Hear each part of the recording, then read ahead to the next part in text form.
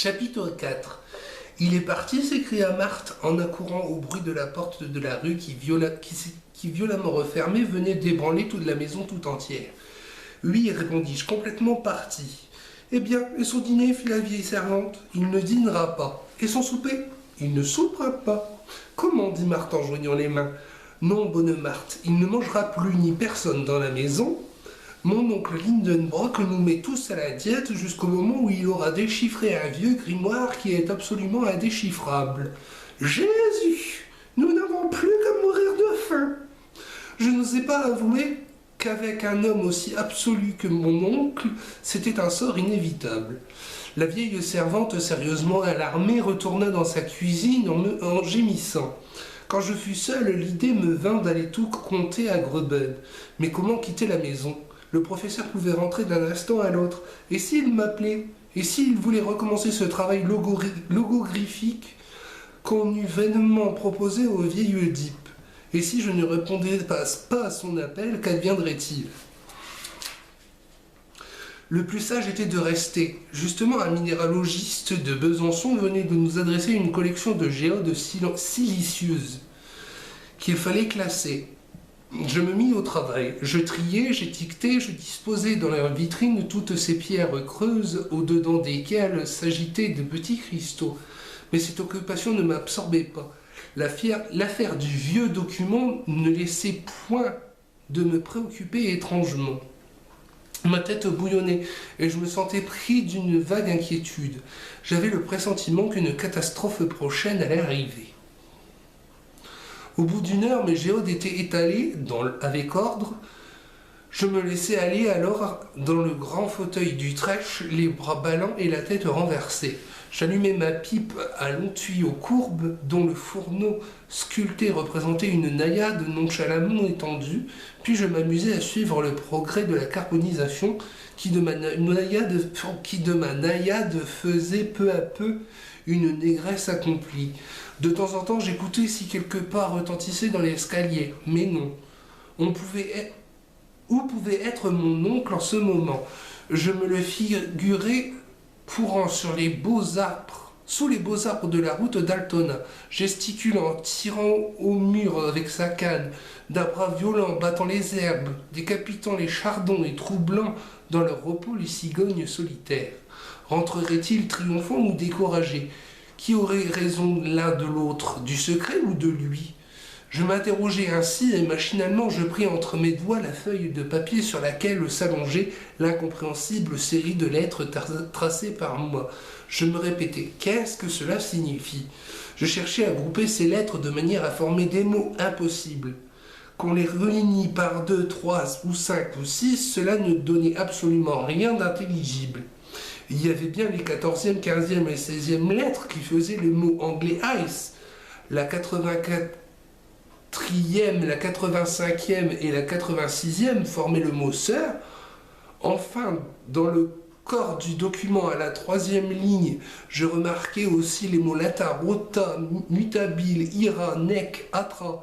Diable, pensais-je, ces derniers mots sembleraient donner raison à mon oncle sur la langue du document. Et même à la 4e ligne, j'aperçois encore le mot Luco, qui se traduit par bois sacré.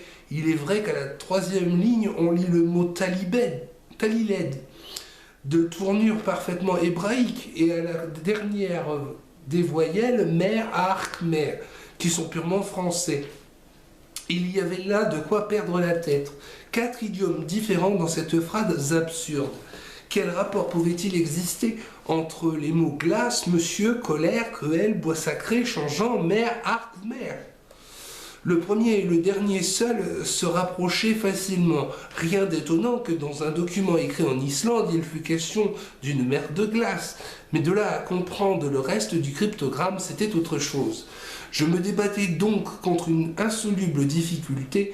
Mon cerveau s'échauffait, mes yeux clignaient sur la feuille de papier.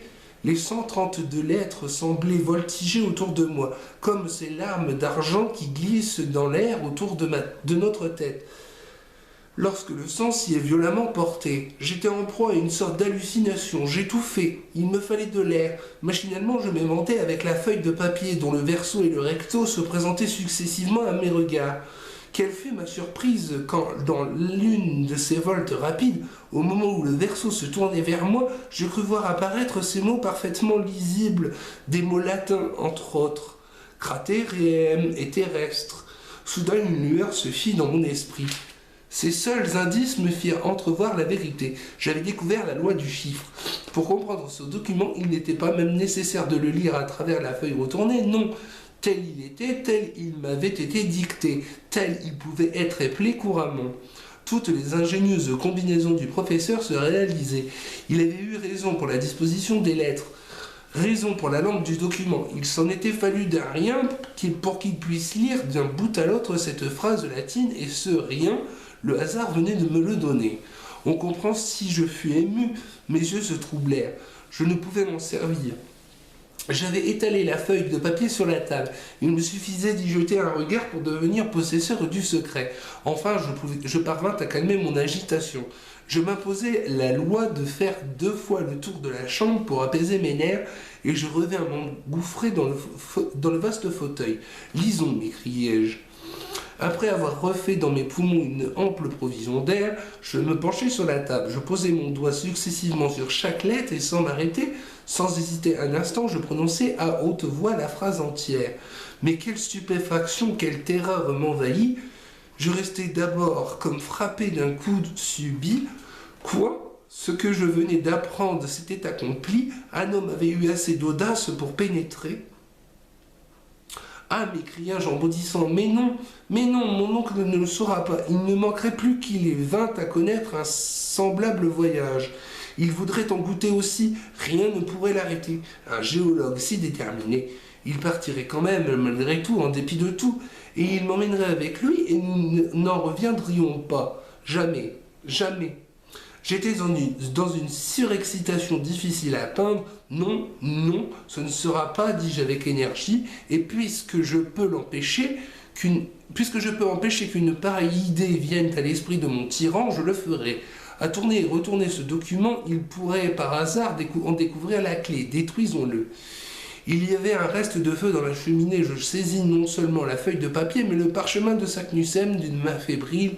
J'allais précipiter le tout sur les charbons et anéantir ce dangereux secret, quand la porte du cabinet s'ouvrit, mon oncle parut. Et voilà qui clôt le chapitre 4 de Voyage au centre de la Terre de Jules Verne. À très vite pour de nouvelles aventures.